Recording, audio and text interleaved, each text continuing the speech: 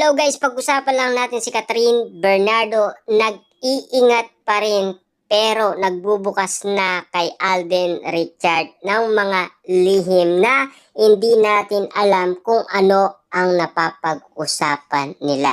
Patungkol umano kung ano ang nakaraan ni Catherine Bernardo. Yung ba yun? Kasi alam naman natin guys, no?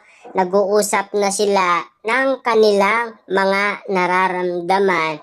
Kumbaga, alam naman natin guys sa kanilang mga pinagdadaanan. Ibig sabihin, open na sila sa isa't isa.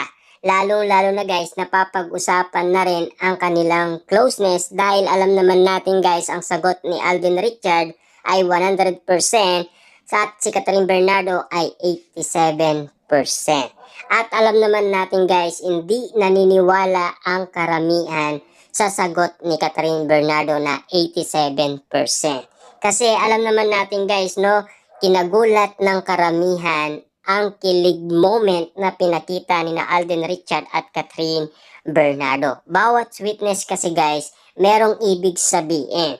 Bawat lambing nila kasi ay meron ding ibig sabihin.